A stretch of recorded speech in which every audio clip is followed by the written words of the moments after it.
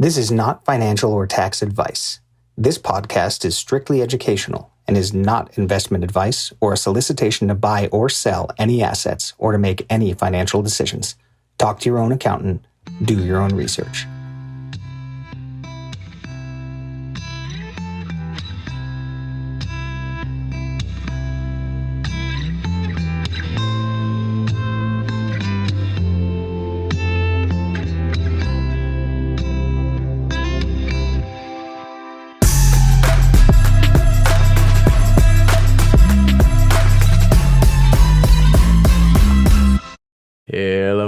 Hello. Welcome to Web3some. I'm Cameron Moulène. Sitting in front of me is... Oh. Well, I know. You're in another country. You come third. Yes. Why don't you go find ladies first? But I'm not in a third world country. You're not in a third world country. Okay. Leah, would you like to introduce yourself? Oh, hi, it's me. I'm Leah Lamarr. Coming to us from... Do you want to introduce us now? Like, because you're apparently the main host. Yeah, I am actually. Okay. Thanks so much. 6'7" Jeremy Fall. That's my middle name. Thank you. Yeah. I feel like we always have to introduce you with your height. We have to. That's my only asset.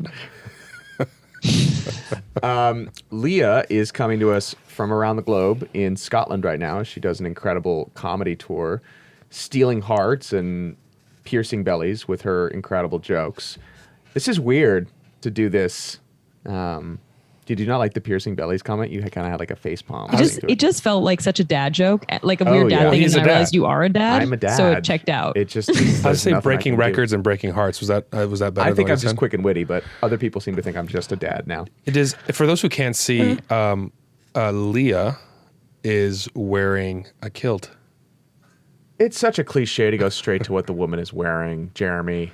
I'm just going to say she's in Scotland. Yeah, and everyone knows I'm actually in my underwear. So come on, I'm actually wearing nothing.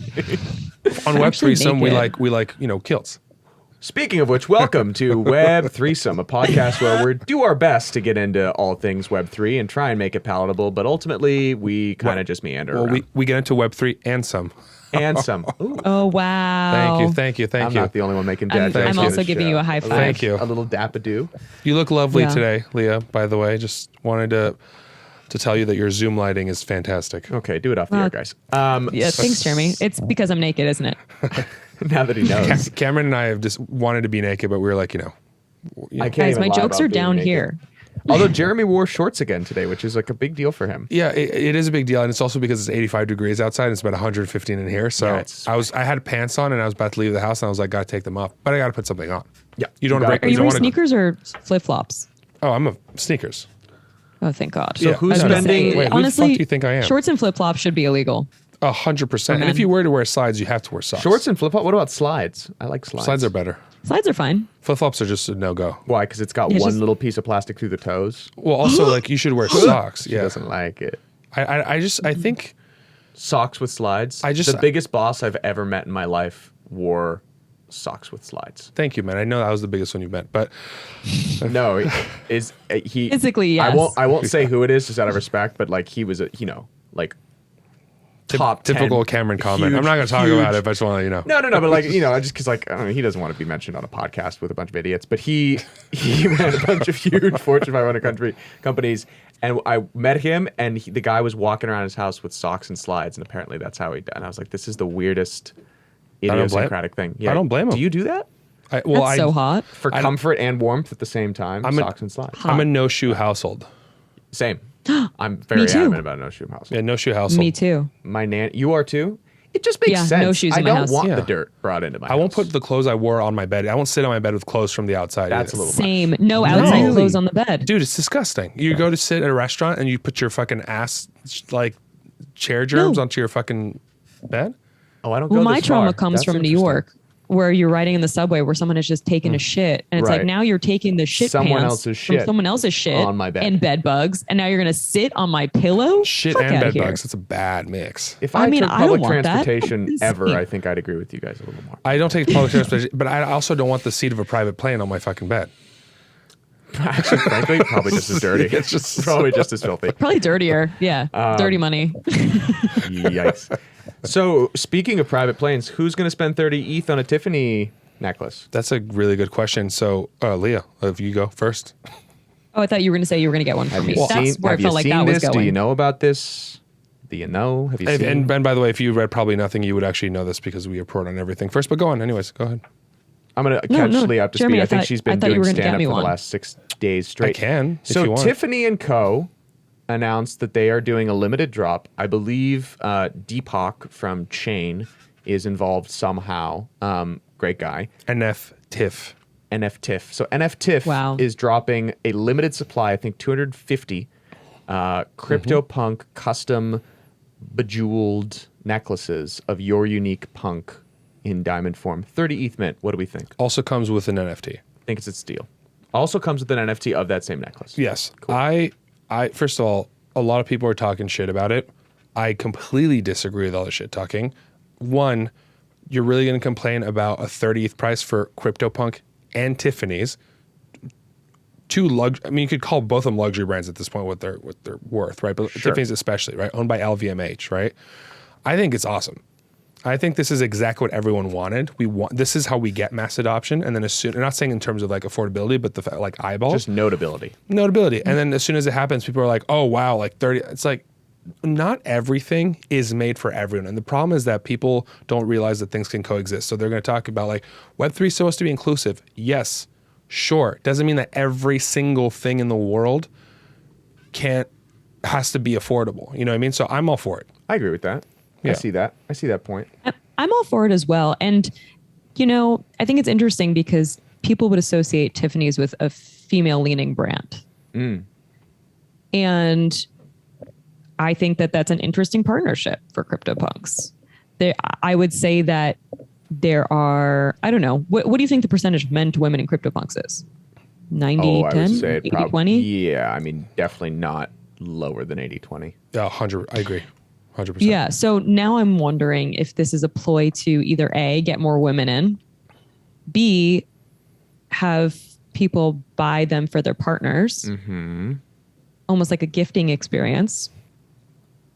And then C, you can't finish a list with just two things. So I don't have a third point. So I really think it's just a group of people in the LVMH headquarters that are like, we need to do an NFT integration. Let's do it, a different way than anyone else has, which I think is great. That hasn't been done yet. They're like, which project should we do? Oh, I hold some punks. Let's do the punks.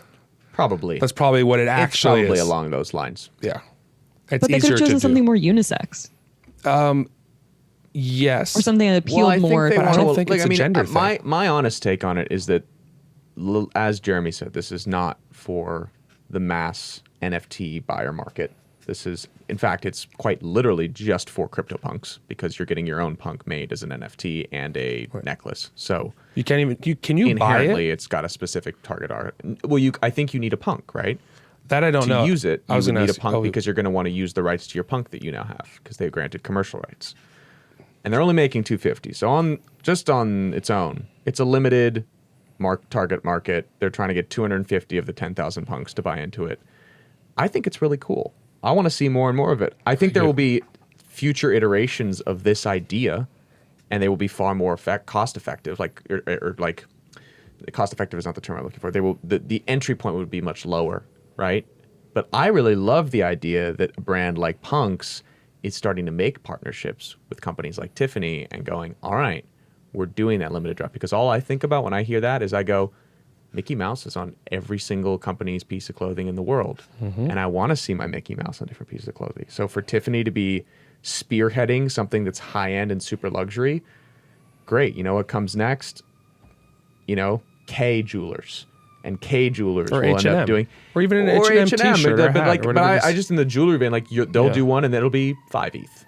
Right? G-Shock could do one with a bat. You know what I mean? Like, totally. Like there's room for all these things to coexist. It doesn't have to be like, oh, fuck them because they went for Tiffany's. I just like seeing real world, tangible, physical pieces that come along with your digital assets. I think that's really nice. 100% we need more of it. It'd be really cool if there was one CryptoPunk that they did in their set that was Flava Flav, and the jewelry was just a clock hanging off their neck. Thank God we have her on this podcast. Could you imagine? No, I mean, Leah, lack of she intel gives that they're invaluable Yeah, contributions. yeah, it's unbelievable. I mean, when Flava Flav comes out with his NFT and we're all laughing because the floor price is 100 and we missed out, all I'm going to say is I predicted this. I'm going to hold you to it. Do you think the kids will know who that is? Totally. I don't know. Can you do your best Flava Flav? I want Jeremy to do it. I honestly can't do it, and I'm going to be honest with you. I actually have a past legal issue with him, so I cannot comment on this, and I'm actually being honest. Oh my God. And you can't get into it? That's all I'm going to say. That's incredible. Wow, that is such a good pat. I'm going to tell you start off the using air. that even if it's not true What when did you, people ask me did to. you do like a I Flava can't talk- I Flav can't talk- I restaurant where can't talk clocks about- were plates? Like, what is the story? Oh, here? no. I was not on the wrong, just by the way. So that's all I'm going to say. You were That's all. what? I'm going to say, let's move on. I'll He's tell you got a guys off thing the with air. Flava I'll Flav. tell you guys off the air. Okay. What else is new this week? Anything notable that you guys have tracked? I mean, obviously ETH is pumping, thank God. My favorite Thank meme God. was ETH goes up 14%. Boss says to employee, "Why were you late?" Employee says, "Watch your mouth." Yeah, I saw that one. Do we think ETH will stay pumping or do we think it'll probably drop back down again? It'll go back down, go back up. I mean, listen, this Well, show define is drop. in no Define way drop. financial Yeah. advice. If I'm being candid, I think that we're getting a little bit of speculation leading up to the merge and proof of stake. I think capitulation is coming within 6 months, and I think we're probably going to be in a bear just due to global financial markets for about 18 to 24 months after that. And then I am a firm believer. I am an ETH maxi. We'll be looking at a huge bull run. But yeah, I don't think that this can sustain for much longer just based off of inflation and wars and high waste of money going on in the world. And everyone's putting money into ads for this podcast. Yeah, and my God, Yeah. I mean, the amount of money that's being put into this show alone, Yeah. I don't think that That it could- can that sustain. That could tank it in itself. Listen, if we single-handedly bring down Ethereum based off the quality of this show and the amount of money that our ad partners are putting into it, I'll feel pretty bad. But Yeah. it's a price we may have to all pay. Yeah. I just want to be clear. NFF stands for not financial advice. That was a really good deal. You're going to do that one on your set tonight? I'll take that one out. Yeah, probably. I can't wait till we find out that the entire set is about making fun of I am. us. That by the way, that joke is making the show, and I'm going to keep it on no matter what you do. Non-financial advice. Non-financial advice from the comedic genius Leah Lamarr herself. This is why they pay me the big bucks. Thank God. Thank goodness. Yeah, I mean, in other news, I got a yo-yo, you got a yo-yo? maybe. Did you buy any cool NFTs this week?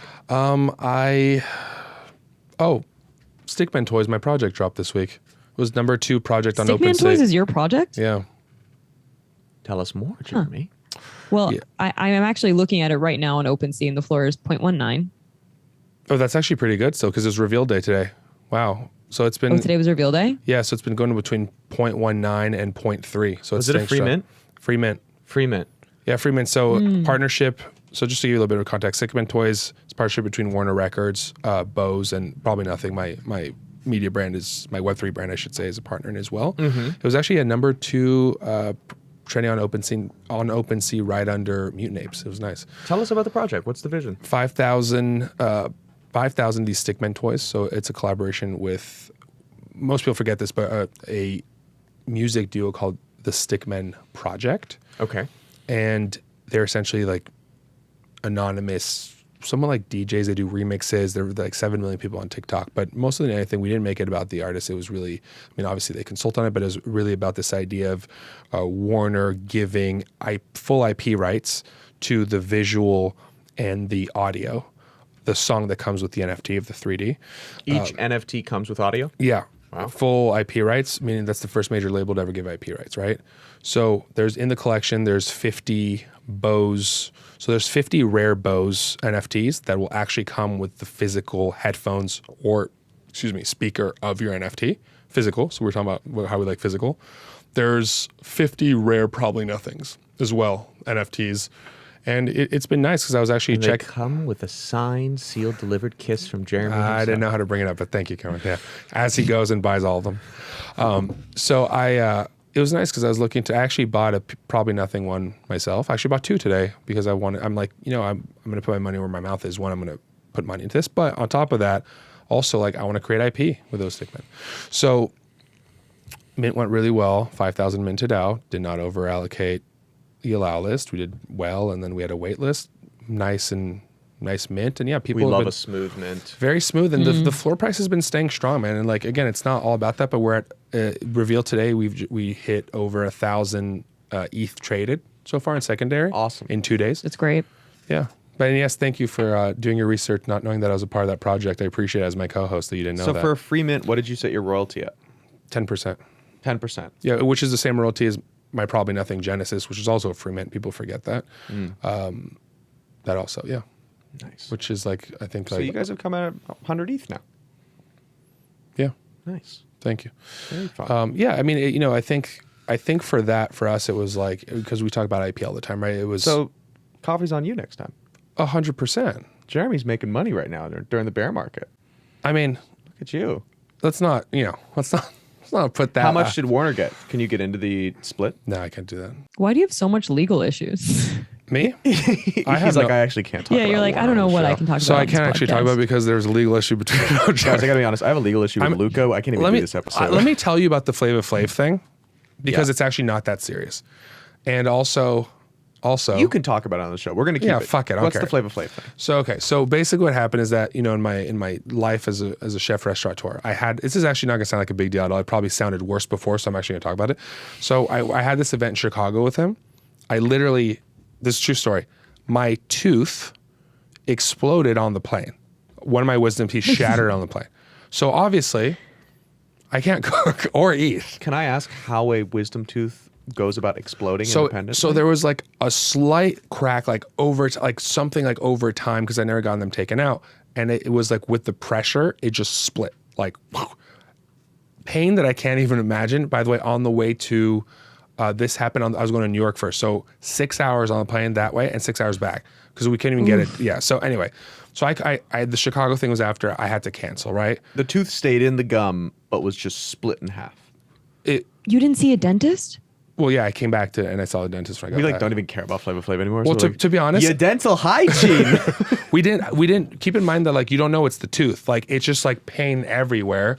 So I was like, oh, my brain exploded, like something. I was like, there's an aneurysm. Like, so I went to the doctor and they're like, you seem fine, whatever. And then I called my main doctor. He's like, when you get back, you should see the dentist, but like make sure like when you take Advil and you take off, it didn't help anything. It was horrible. On the way back, it was even worse. So anyway, I'm like, I got to cancel this Flavor Flav thing because I'm like supposed to be making food with like a bunch of people, like we were making burgers and shit. So I cancel, and then he was like, no. We're not canceling. I'm like, well, we kind of have to cancel. So my agent's got, and we at the time we had the same reps. Anyway, there was like, well, there was a verbal commitment, and I was like, well, my tooth exploded. I can't like literally eat food and try to like like my face is like this, So anyway, it didn't turn into anything that serious, but it was like it got a little. Sure, hot, he was mad that he wasn't getting what he thought he was getting, and yeah, and I was you like, had an exploded tooth. And so there's a lawsuit around that? no, that got, because I was in the right, it disappeared. Right. So that's what I'm saying. Like, I didn't want to make it seem like it sounded much worse until I explained it. But it's kind of funny, isn't it? I mean, how's your tooth now? Oh, it's fine. I got all my wisdom teeth taken out. Yeah. This was a few years. This was before the pandemic. I didn't even know a tooth could explode in that way. I had no idea. I And mean, now I'm I'm sure- scared it's going to happen to me. I mean, I'm sure that like anything could happen, right? But Pressure. It's like pressure. There's a crack. Like, I mean, But you didn't actually realize that the tooth. I didn't know what it was. exploded. All of a sudden, like I felt like it was like my head, my entire face and head felt like it was like pounding. Yeah. And I'm like, I was turning white. I was nauseous. Like I'm like, oh, it has to be the pressure he took off too fast or some shit. Like my ears, you have no idea. Like who thinks like, oh, it's my fucking wisdom. I didn't know I had fucking wisdom teeth. You know what I mean? Like I had no idea. So this episode's become mine. That's Love all it. about I my love to teeth. see it. So yeah, stick mentoins do well, and my teeth are great too. Thanks for asking. And now my brand new my dentures are really filling in beautifully. Yeah, this episode sponsored by Invisalign. There you go. Lady Ape Club came out. The Ape Club. What do you guys? Lady Ape Club. What else? Yeah, so it's a flipped image of the ape, yeah, I but did it looks like Desperate last Ape week. Wives. How's it It different? looks exactly like Desperate Ape Wives. we talk about it? And their floor went from 2.5 to almost 8. And now it's at 1.6. I have another thing to say. There aren't a ton of owners, but it is trending on OpenSea, which is wild. I mean, there are always going to be derivatives. I'm always interested to see how the derivatives do. Yeah, I learned the hard way with derivatives and NFTs that they never really end up paying off. Sometimes if you're early and you don't feel good about the result, you can like 3x your money and ride the pump. But at the end of the day, like the derivatives just don't have the standalone community that the original does. That's just kind of inherent nature. I agree. Can you think of a single derivative project that has really done well and really held both floor and also active community? Just give me one. Nope, that's a no for me. The coolest derivative project that I loved was Wicked. Funks. Yeah. No. No comment. Well, you know, actually, I will comment because I actually thought the initial idea for the Funks, I'm going to get into what I think the coolest derivative project was, but the initial idea for the Funks, I really felt had some merit. And I think what's come since and, you know, now with I think all of that is a little silly and just, you know, attention for attention's sake. However, Funks was cool. I agree. Because Funks said this should be commercially owned. Wasn't it also like one of the first to like? Because now everything's mirrored. I mean, they were after the Punks, and so it was, you know, there was very much a commentary on there should be commercial rights here, and that also you can't necessarily stop me from doing it because of satire and parody law.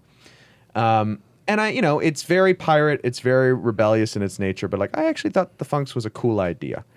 I just don't like everything that happened after. I wasn't a fan. I like the social commentary. I think I can guess what your favorite derivative is. What do you think it is? The Bored Ape RR. Yeah, nailed it. No, my favorite was actually Wicked Bone Club. There was this. Oh, yeah.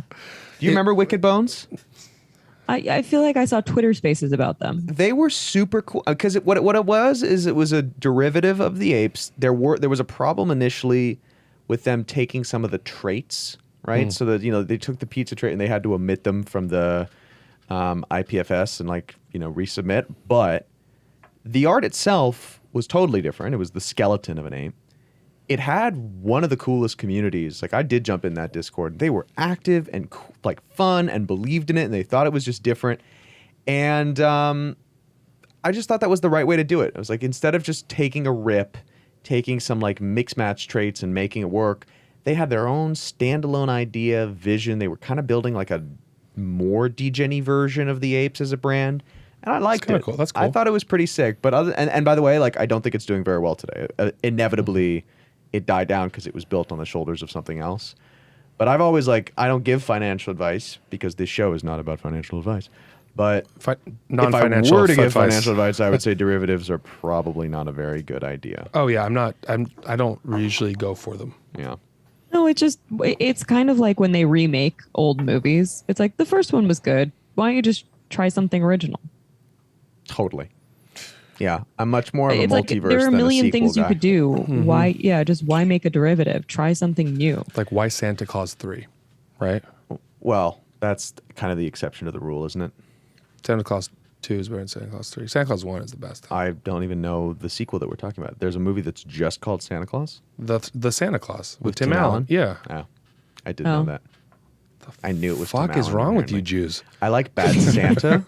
Bad Santa with Billy Bob Thornton. I'll take some Billy Bob Thornton any day. Any Bad day. Santa. I think Any day. I think he's so underrated. Oh, man. I thought you were saying any day sarcastic. Like, he's the man. Billy Bob Thornton is he's the so man. cool. He's very My underrated. favorite Billy Bob Thornton is the Angelina Jolie Billy Bob Thornton era, where they were like having each other's sex blood everywhere, around, and yeah. putting vials of blood with their fucking names on written red on and throwing it. carpets. Oh, Yeah. Yeah. That- She made out with her brother, and he was like, "That's hot." It was all. Wait, did that one happen? Yeah, I don't remember- She kissed her brother a little too passionately. I don't remember the once. brother thing. I remember everything else, but It was pretty weird. wait, you don't really? remember the brother thing? That was Yeah, like it was the a thing. thing. That was a thing. remember. Yeah, I don't remember that part. I remember like obviously the blood and all this shit, and I remember like there being some like domestic abuse allegations, but this is not Crazy times. this is not news.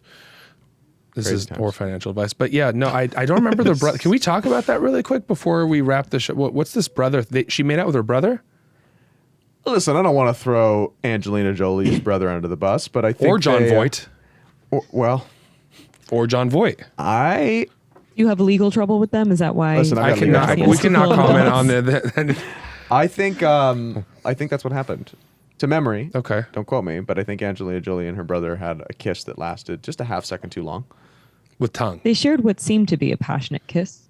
They're the real Web3some. Hey, if my brother was that hot, I would do it too. Would you? Anyway, I don't have a brother.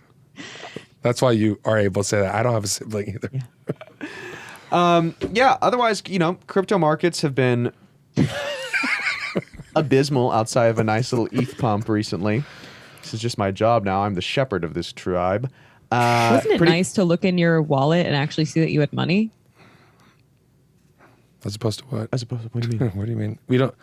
Oh, like because the market was recovering a little bit? Yes, I think what she's referring to is losing a comma, which happens here and there. Oh.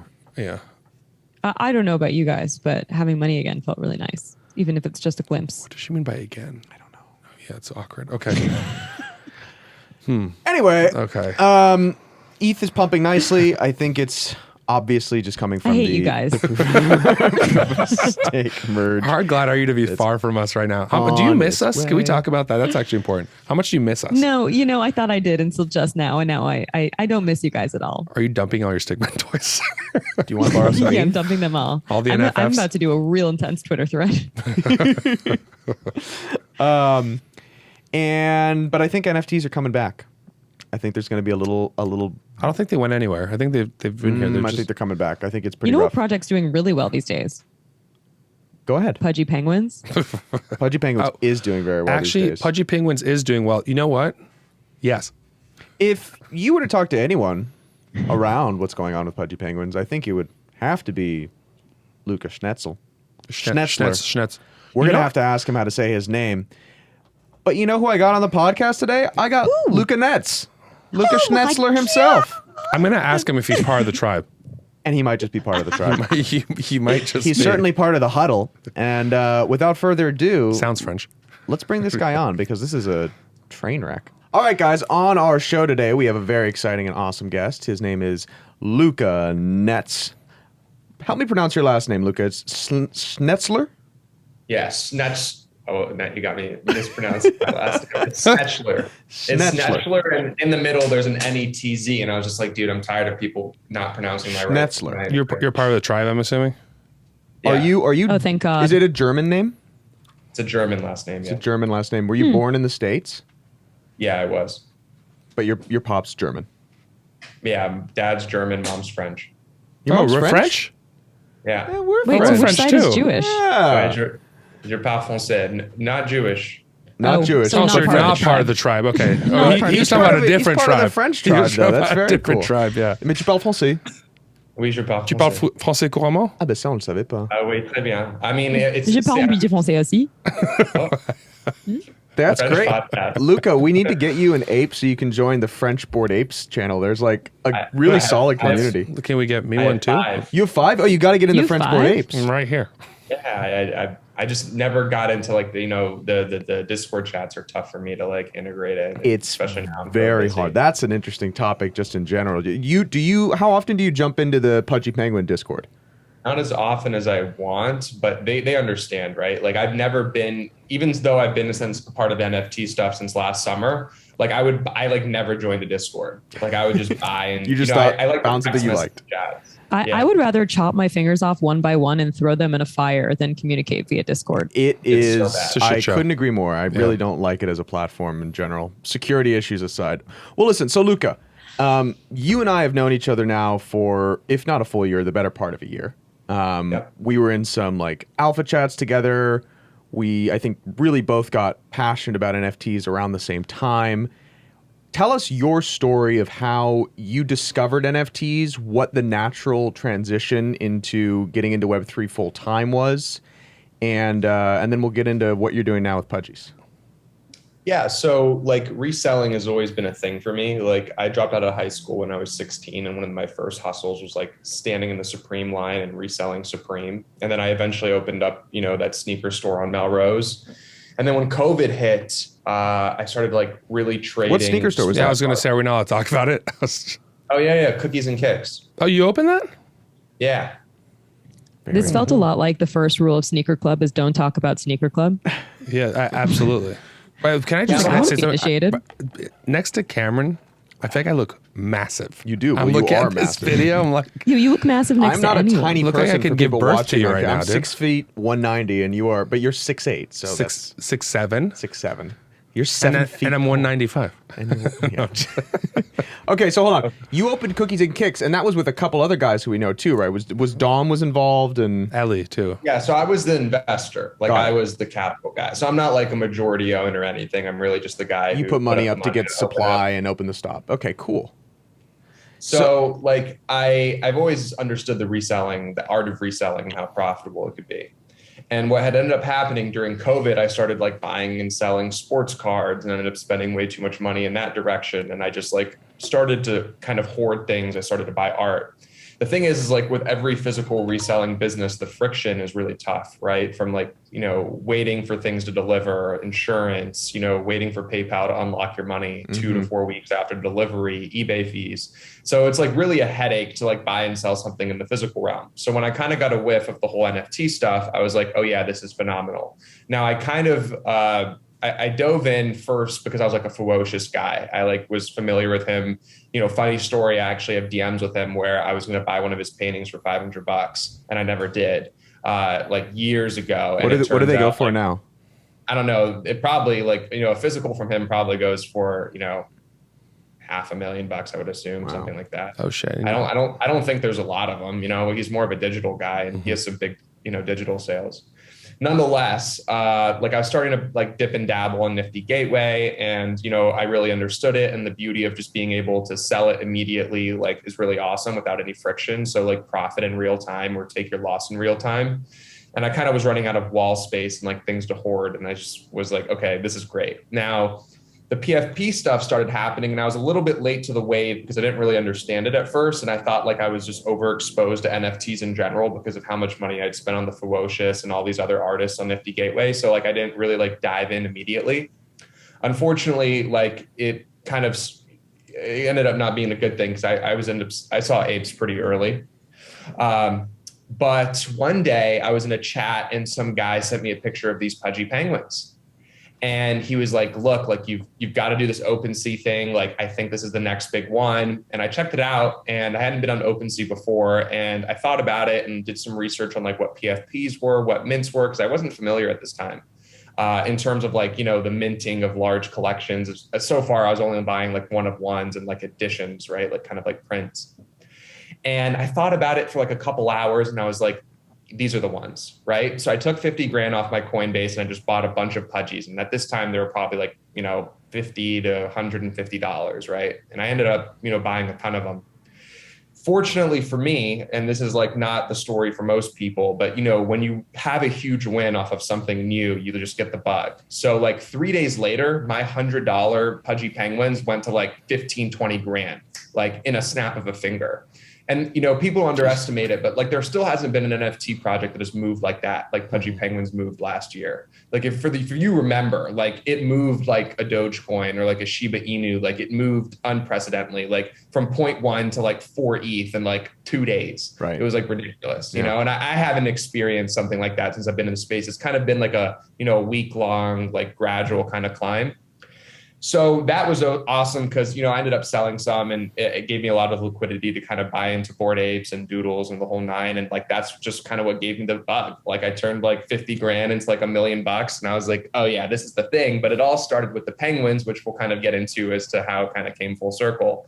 Yeah, so that's kind of the story on how I got into space. Before we get into penguins and your acquisition of them, do you think that can still happen today? Do you think those types of moonshots in newer collections can happen? Because I remember distinctly that Pudgy Penguins ascension, and it was kind of in line with Oni Force.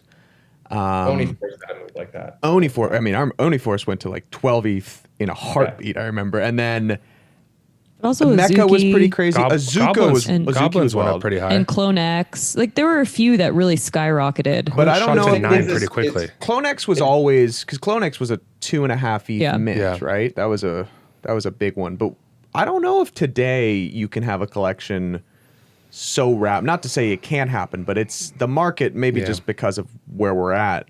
I don't know if it happens the same way. There was a minute, because it really felt like there was a minute there where if you had cool art and a couple influencers who talked about the project, you were bound to make $3 million as a founder.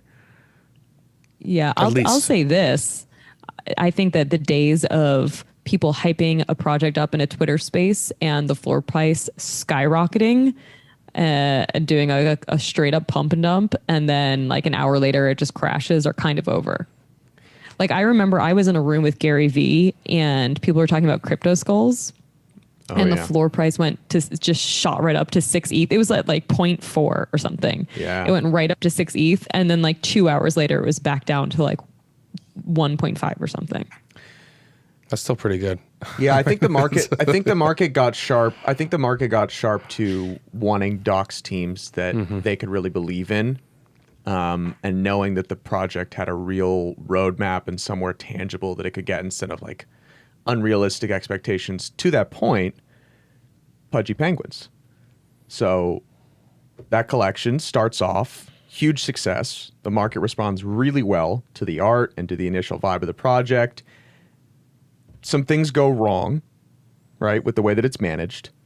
I think that needs to be explained to people listening. Yeah, Luca, do you want to explain it? I can explain it from memory, but you might speak to it best.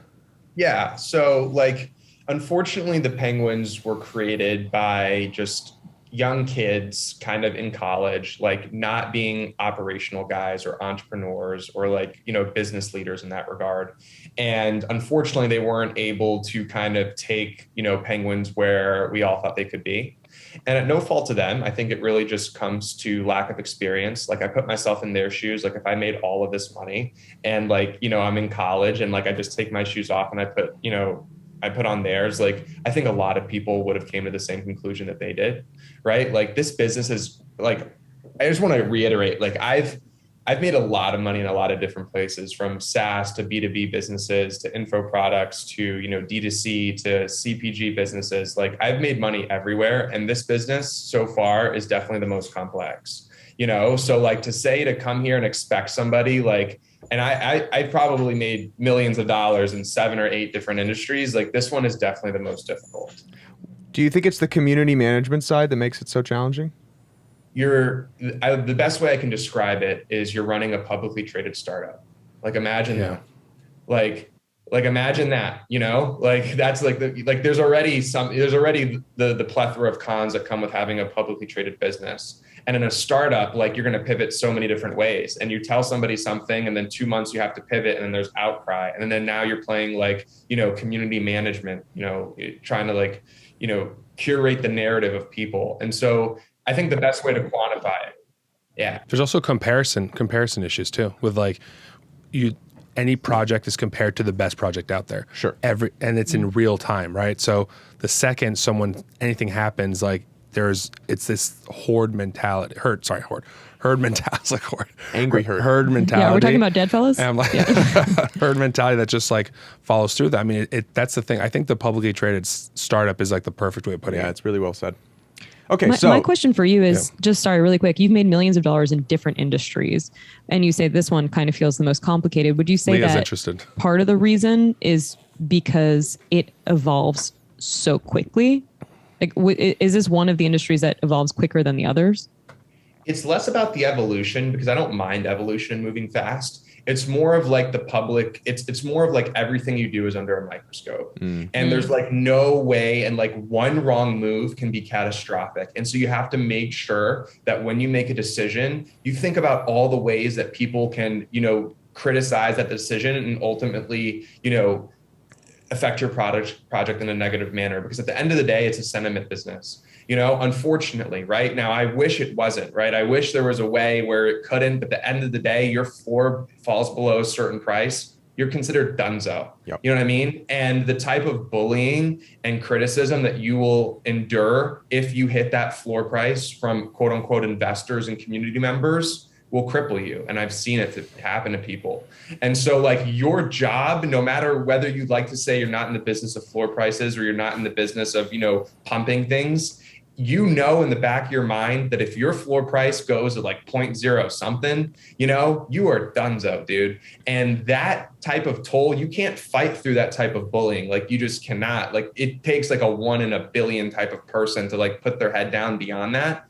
And eventually runs like the funding mechanism is tough too. Like if you can't fit, like there's so many fluctuations, and depending on how you stable out and how you like appropriately, you know, budget your stuff, like even if you're building amazing utility and amazing things, your floor price tanks. By the time you release that amazing product, it's done. It still doesn't matter. No one's gonna take it. No one's gonna take a bet on it. Yeah, no one's gonna take it. Listen, the FUD element of it is so real, and it falls perfectly in line with a publicly traded startup, because you know, one project can do a certain thing and it can be a home run for them, and another project can do the identical same thing, but the execution or timing might be a little different, and it's a disaster. I have something to add to that too. Yep.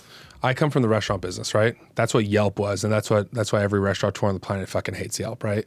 The people don't realize what it makes you feel when someone writes a review like that, right? The biggest thing people don't realize is that good feedback never gets posted. It's always the bad feedback. People don't realize, and it's very similar to this. Right. Like a lot of the people like ourselves, we're not active on Discord. Even if we don't like something, we're not going to go fuck it up. But like, we're not active on Discord enough. Like we're not going to be complimenting every single thing the founders do unless it's so massive that we think about it, and it's at a time where we have extra time where we're like taking a piss or whatever it is, and we decide to just be nice publicly. But there's also a problem with like a lack of balance between good and bad feedback. People don't go out of their way to give good feedback, only to give bad feedback. Right. Whatever. Yeah, Yelp is to restaurants what Twitter is to NFTs. Mint that. So, okay, so back to the project, Pudgy Penguins. It does incredibly well. A few decisions by very young new founders who just found themselves in this windfall of success don't end up being received very well. And the floor price is affected. So Pudgy's go way down. It doesn't go below, I don't think Pudgy's even went below 0.5. Did it? No, never. No, it was like for a while it was sitting at around like 0.7, 0.8, right? Still pretty good. Yeah. I mean, it's so because it had a firm core set of believers, and the supply is lower. The supply is like 88. Is that right? Yeah. Okay, and so what happens next? I remember because we were all so excited when you did it. So it's actually weirdly timed, and I won't give the super long version, but I think there's like a unique destiny here. So I'll definitely share a little bit of the backstory.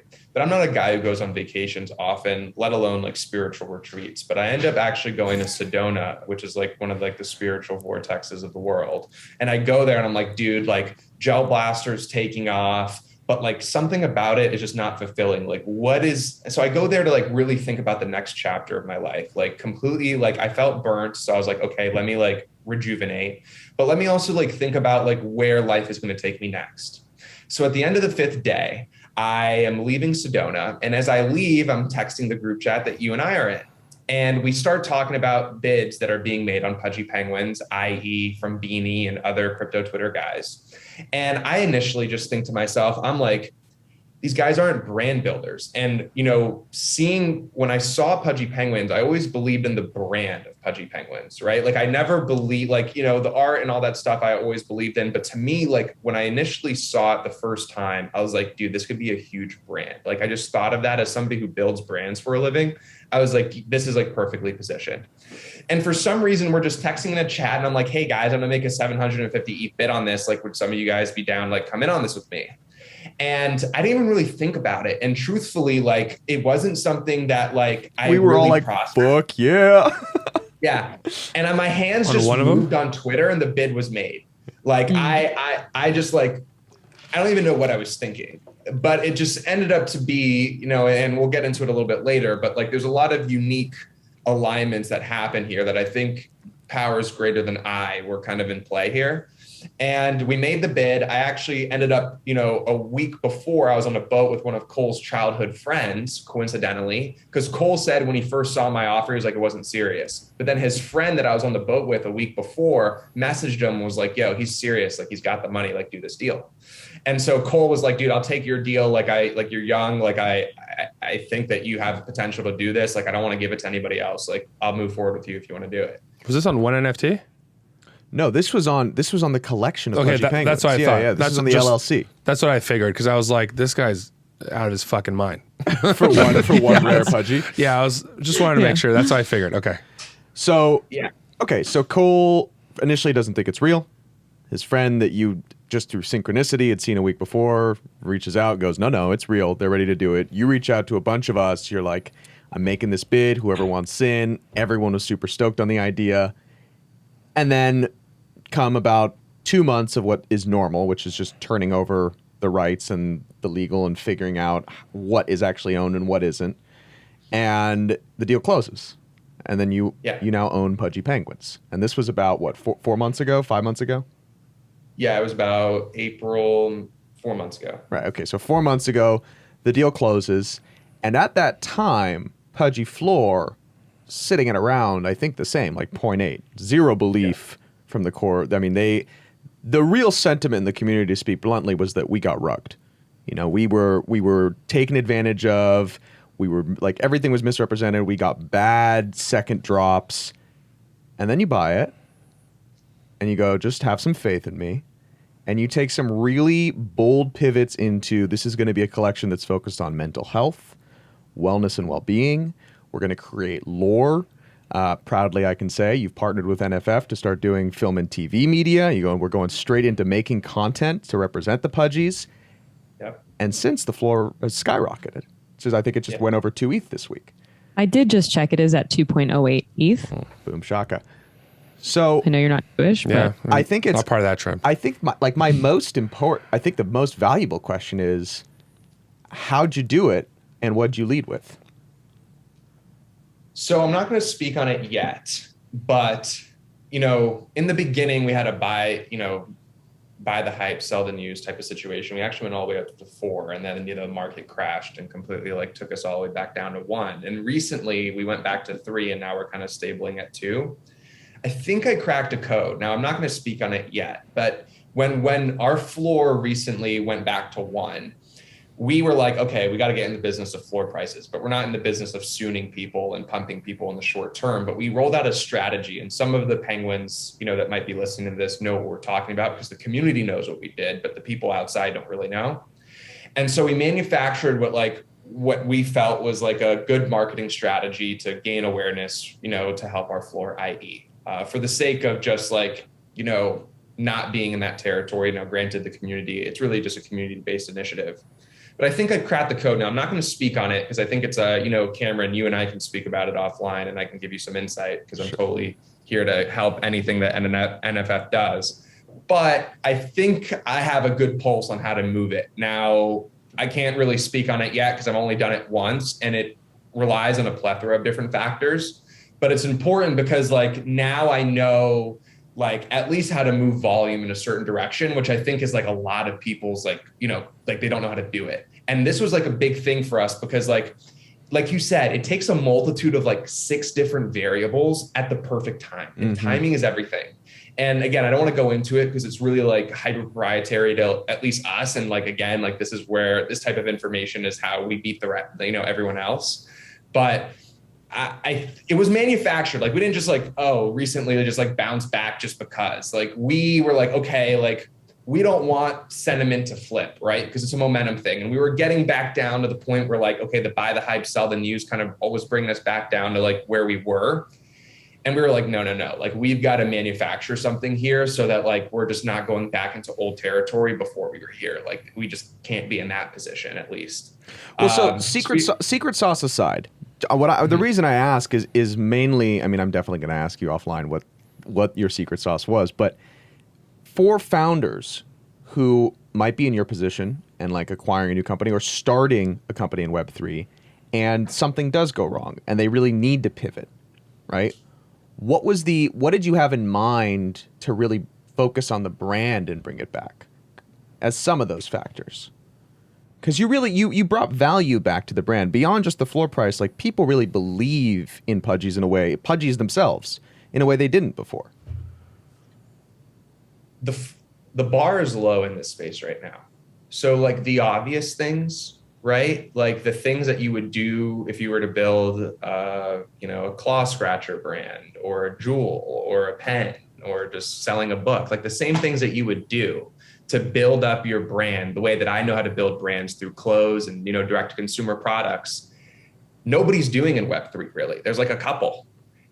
So if you come in and do the obvious, at least the obvious is somebody like me, like a direct to consumer guy, people are like, oh my God, you're doing so much. And I'm like, yeah, totally. But in reality, the bar is just so low, right? Because guys are coming in, taking $20, $30 million out and doing like bare minimum stuff and like saying, oh, we're building it. Like, people don't realize, like, while you're building your cool, amazing catalysts, there's a million things you can do in between that to provide value and to keep your users engaged. Instead, you see these guys raising 40, 50, $100 million. It's coming. We're building it. Be patient. And yes, be patient. You know what I mean? Like, you can build it, but like, there's a million things you can do in between, dude. Like, there's like a million things. And like, if you look at what Pudgy, like, dude, I haven't announced any of my aces yet. Like, maybe you could say PMI. I guess that was like a king to me. That wasn't an ace. Like, that was like one of my kings in my sleeve. But like, dude, I haven't announced any of my real aces, but like, I'm just filling them in with in between. But the in between is like so much for these people because it's just like, dude, nobody's doing shit. Like, they're literally not doing anything. And so when you come in and you just be communicative, and I'm really like engaged with the community in terms of like their opinions. Like, when I first came into Penguins, I went on a 1-week sprint where I was talking with these guys for hours on voice chat. Like, I'm not here to fulfill my dictator vision. Like, no, like, I'm here to be the muscle and the hands to what you guys think is best. And I'll obviously refine it with my business acumen, because like, not every suggestion is the most reasonable or efficient or effective suggestion, but I can refine it and make it efficient and effective. So like, I'm really about like what they want and like making it a reality. And like, they see that, like it's just like doing what I think is obvious, and then also including them in the progress. I think that kind of blend is like, oh, like, we're doing stuff, When Pudgy Patagonia? Soon, dude. Good. So, Luca, if you could give top 3 piece of advice to a new creator coming into this space about to launch their collection, what would your best advice be? So if you can, try not to come in and take the full responsibility yourself. Try to come in and play a role within an existing business so you can gain some sort of familiarity. Like, I gained a little bit of familiarity because I was buying and selling Instagram posts for a lot of projects. I basically gated $1 million worth of posts and resold them for a couple $1 million when the craze was happening. And this was interesting because it gave me a lot of insight, because like, I would join their Discords because I wanted to know like what I was promoting. And I tried my best to do like the best due diligence to make sure that I wasn't helping like bad actors. But I was able to like see their shortcomings because I was like, looking through a lot of things. So I was able to gain a lot of experience, 6 months ahead of time, that kind of like, when I came into this, I knew where everybody else was failing and I knew where not to fail. So trying to get some experience the right way, which I feel like being a cog, a key cog and maybe a machine that is a project, is probably the best way to do it, because you also don't like fully take on the responsibility of being a founder, which ultimately the responsibility falls on the, whoever is actually creating the project. And that would be one. I mean, 2, beyond that, I think it's really set the expectation. So I think above all else, expectation is key. And so a lot of people will claim rug on certain things, and I don't necessarily agree with it, because the expectation was clear that this was art, right? And it was nothing more. So for example, like, what are you building? And make sure that the expectation is clear. Because at the end of the day, like, you can't say, oh, you scammed me, or you committed fraud, or you did something that wasn't, that wasn't good just because the floor price didn't do well, right? Like, that's up to you as a trader to kind of dictate, at least from the buyer side. But from a founding side, like, setting the expectation clear and making sure you can fulfill that expectation, I think is really, really important. So first one, try to get some experience the right way. Two would probably be, setting the expectation and making sure that people aren't being misinformed or, you're not honeypotting people in some sort of way.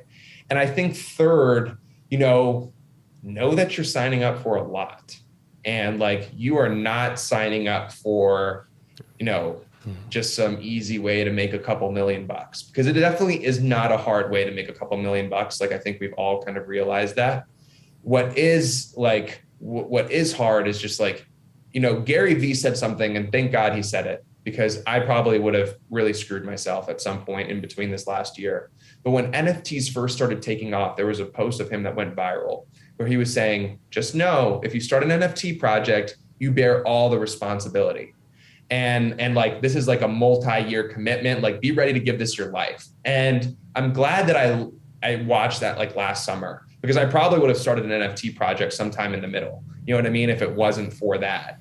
And so like, understanding that third one and really like understanding what that means, like, dude, you have a responsibility, like, regardless of expectation, regardless of anything else, like, you have a responsibility to be present and to be active and to be working and to be giving your best effort. Like, that's non-negotiable. And the second you don't is the second you start to lack integrity. And the second you start to lack integrity is the second that your reputation starts to dwindle. And the second your reputation starts to dwindle, life starts to get a lot harder for you.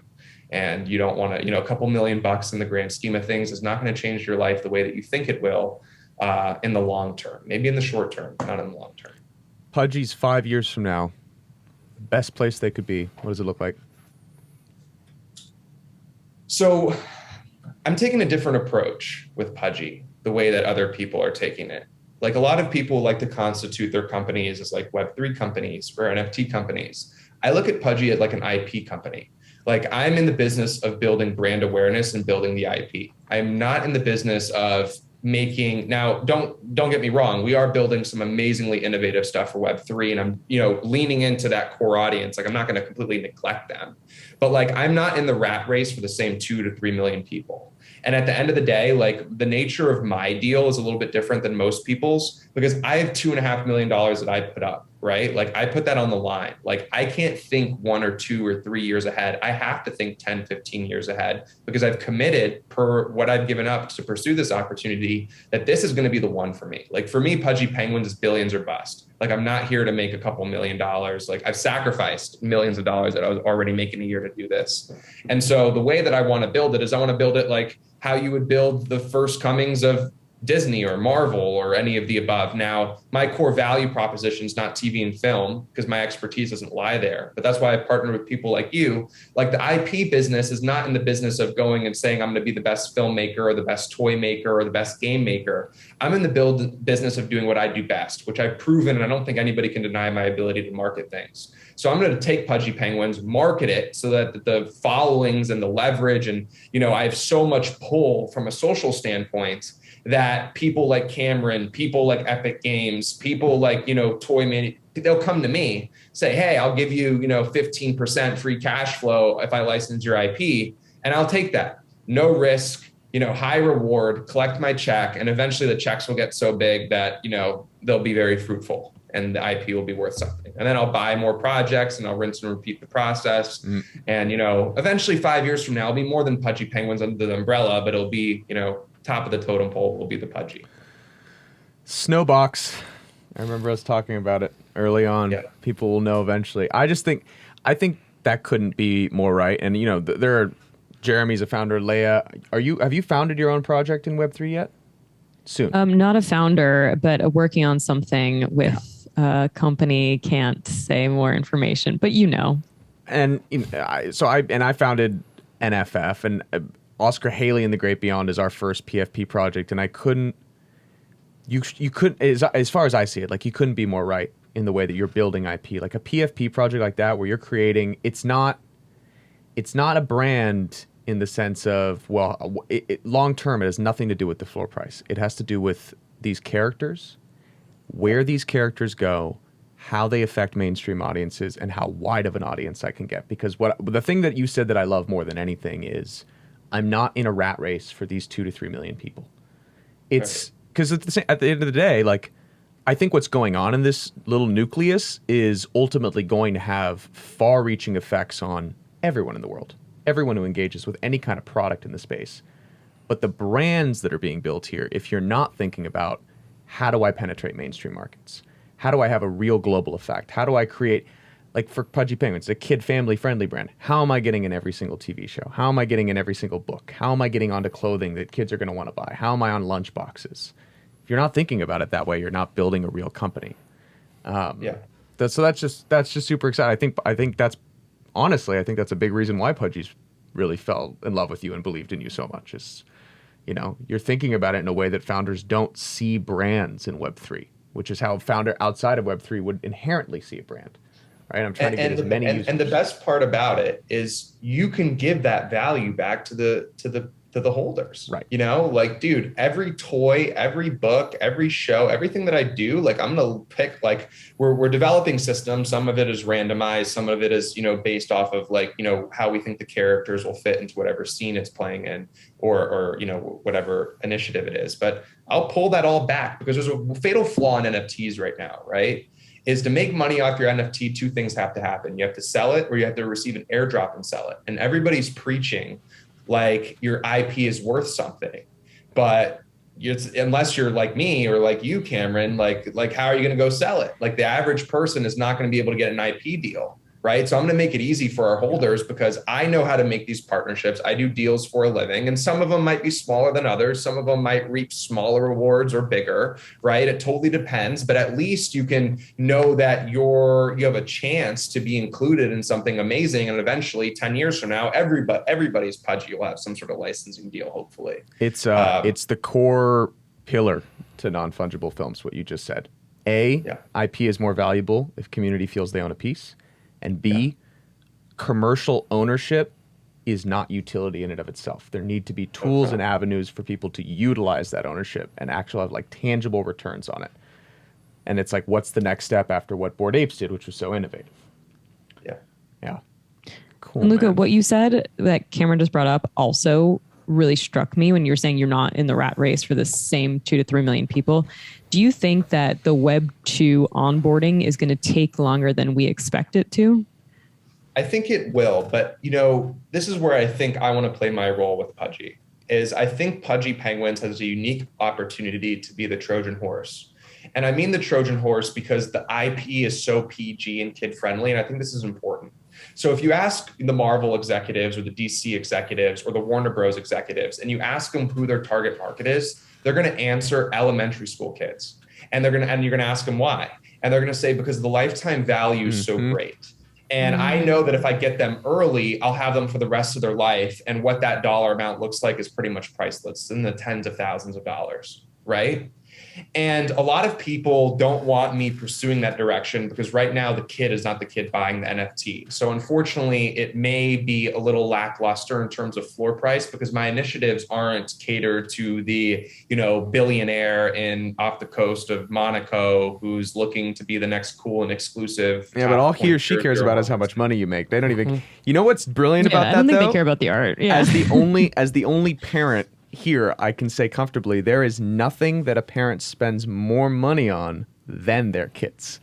So the idea that just because the kid himself or herself is not the one buying it doesn't matter, because parents spend more money than on anything else in their lives on their kids to make them happy. This is the moment I just realized I'm going to be a bad parent. I'm not going to be one. So you're going to take the There you fire go. out. Yeah. I'll buy the NFTs for all our kids. I also just want to say, after listening to your passion and the way that you speak about the project, if I was anyone listening to this podcast, I would go and immediately buy a Pudgy Penguin. And that's not to say that I'm not in the middle of doing that as you're talking, but also you're talking about, I've got you just saw one king up my sleeve. And I'm like, now I want to know what the aces are. I feel like we got some alpha here today. And by the time this comes out, the floor price is going to be 5 ETH. And we're looking forward to it because I'm going to buy right now. Is this insider trading? But if it's for everyone, then is it? So, I mean, I just want to say, I think it is unique to hear a founder, A, B, than to hear them have such passion about their project and actually feel that there's some sort of utility and real roadmap and infrastructure under it that feels like it's for the community. And then C, I'm taken aback by your movement into the space and the way you've taken your past expertise and not only applied it to this, but maximized it. I appreciate it. Yeah. Everybody loves you, man, and everyone loves the Pudgies. So listen, I'm excited to build alongside you. I'm excited to see what the aces up your sleeve are for Pudgies coming down the next 1, 3, 5, 10 years. And more to come, Thank you so much for coming on the show, and hopefully you'll come back sometime soon. Thank you, man. We appreciate you. Cam. Thanks, guys. Luca, you rock. Really I can't wait to buy a Pudgy Penguin now. And I mean, I feel like and I said this during the podcast, but I feel like if anyone listens to this, they would feel the same way I feel, which is my next purchase is going to be a Pudgy Penguin. I agree. I mean, it's exactly what you want to hear from a founder, right? It's someone who is ready and prepared to do the job and believes in it more than any of the people in the community does, right? Mm-hmm. And I think he's building something really cool. It's certainly why we, signed Pudgy Penguins to make content for them, because he really believes that he's going to build something global with it, and so do I, frankly. And I love the idea that he wants to capture the 99%. It's like, yeah, the 1% is great, but look at the entire market that you could capture. Totally. He's such a innovative guy. It's a Web2 business mindset with a brand in Web3. It's pretty cool to watch, and time will tell. But listen, I think his project's going to mate for life. I think they might mate for life too. Mm-hmm. That's all the time we've got. I am Cameron Moulène. I'm the founder of Non-Fungible Films. You can follow me on socials at Cameron Moulène, and Non-Fungible Film at Non-Fungible Film, and Oscar Haley at Haley Bros NFT. Passing it over to you, Miss Lamarr.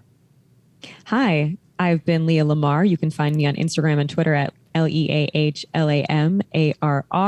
For tour dates, leahlamar.com, or just on my Instagram. I will be at the Edinburgh Comedy Festival, The Fringe, in now. It's now, and I'm here. So if you want to come see my hour, oh baby, come check me out. Otherwise, I'll be touring around the U.S. doing my hour soon. I'm Jeremy Fall. My name is a lot more simple than both of theirs. It's at Jeremy Fall. Fall like the season, not the seasoning, like the season, like autumn, but fall. Jeremy Fall. Also Fall Probably Nothing. Yes, I have the handle at Probably Nothing on all platforms. You also have the trademark. I have the trademark as well. All the categories except for beer. Fuck that guy. Yes. I also just want to let you guys know I did get a Twitter notification just now that there's a Twitter space called Breakfast at Tiffany's NFT Convo. That's amazing. I fucking sure I'll thought see of that. you all at Breakfast at Tiffany's. Over and out. Yeah, bye.